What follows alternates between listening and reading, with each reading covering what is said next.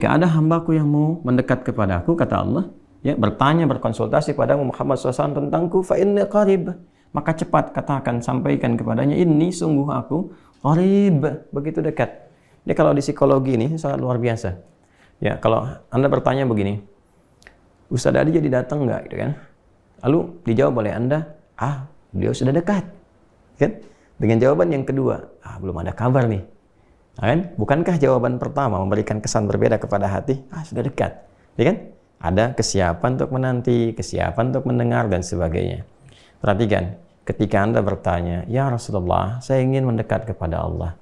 Bagaimana saya bisa berkomunikasi? Bagaimana saya bisa mendekat?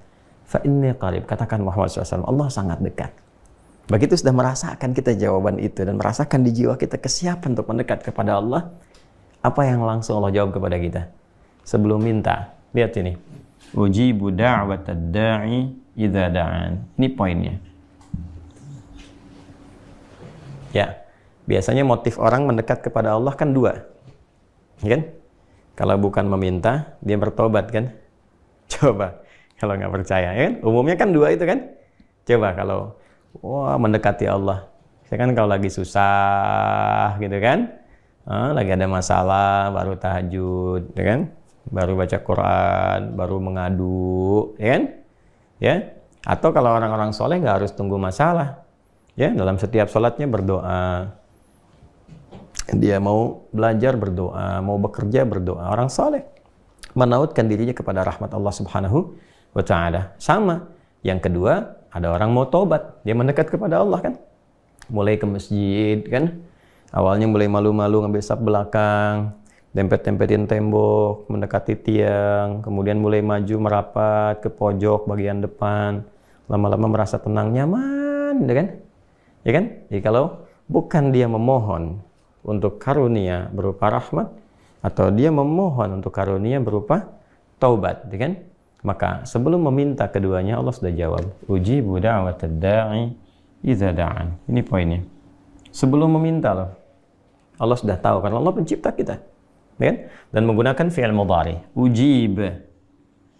Ya. Karena ini idza ketemu sa'ala, maka langsung dijawab pakai mudhari, ujib. Baik yang sekarang berkelanjutan sampai kapanpun.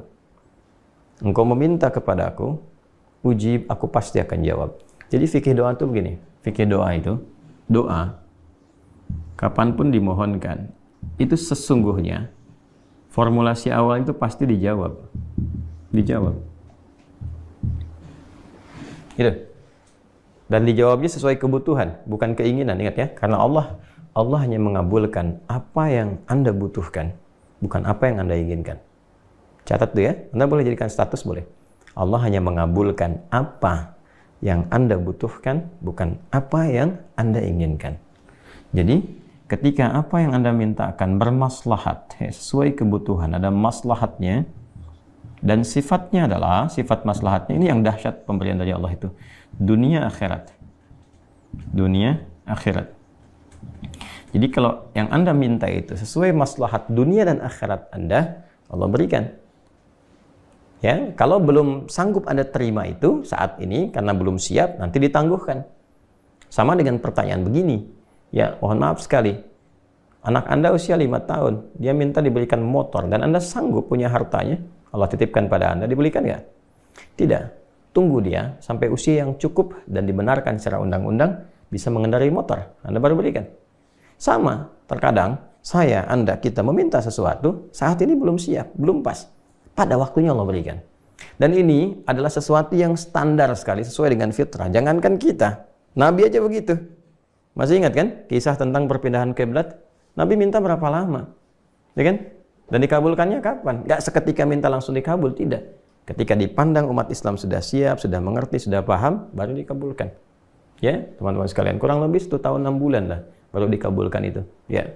Kembali ke sini teman-teman sekalian. Jadi, doa itu standarnya dijawab. Kalau nggak baik untuk dia di dunia, diberikan di akhirat. Kan? Nah, kalau ada doa yang tidak dijawab, itu baru masalah. Kenapa orang berdoa nggak dijawab? Padahal itu sesuai kebutuhan dia. Nanti ada banyak hal faktornya. Dan di banyak hadis sudah menyebar. Ya, ada yang terkait dengan konsumsi yang haram. Mat'amu haramun, mashrabu haramun. Kemudian malbasu haramun wa ghudhiya bi haramin, dalam salah satu hadis yang sahih, bagaimana bisa dijawab? Makanannya haram, minumannya haram, pakaiannya haram, dan perangkat hidupnya haram. Ternyata yang haram itu menutup, menjadi hijab. Ya bukan gak dikabulkan, begitu dikabulkan mental.